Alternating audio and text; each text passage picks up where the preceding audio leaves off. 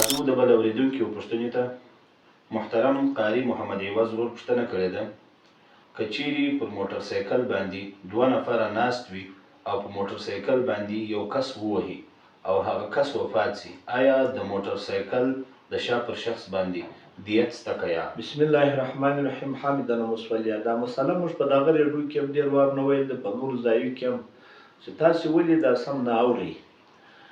دا حوادث المرور شیخ الاسلام محمد تقي عثماني صاحب پر دې پوره رساله لیکلې ده، په بحوث کې چاپ کړې ده. د هغه په 11مه صفحه کې دا که موټر دی که موټرسایکل دی، پر موټرسایکل خدای دې وکړي چې 10 کسانان سپاره وي او چې سړی هم داسې ونه وي چې وغورځي، بلکې سړی پر سړي باندې تیر سي.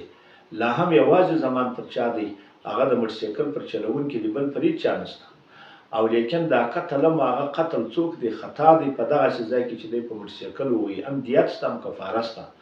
دا دواړې خبرې. دا داسې څوک چې پر خره کیاسي یا څوک پر اوښ کیاسي دا غلطه ده، ځکه هغه خو حرکت ارادي نه درلودی او موټرسایکل خو حرکت ارادي نه لري. دا داسې مثال لري.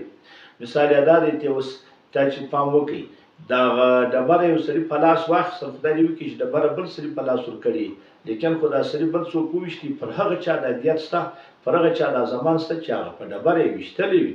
نو دا خو موټرسایکل د ده په لاس کې دی، چیرې یې دی ویشترینګ یې د ده په لاس کې دی، بریک یې د ده په لاس کې دی او ګیر یې د ده په لاس کې دی. نو بیا د شا پر دی ولې ستا؟ دا که پر وخېږي که په بغل یې ووایي که په هره خوا ووایي، دیت صرف پر موټر یا موټرسایکل چلونکي دی، پر بل چا نشته. دا موږ ډېره په تفصیل ویل نو ځکه مصطفی دا یوه درته وویله، په ډېرو سبقو مو ویلې ده په دغه ریډیو کې. والله سبحانه وتعالی ډېره مننه محترم مفتي صاحب، په دې هیله چې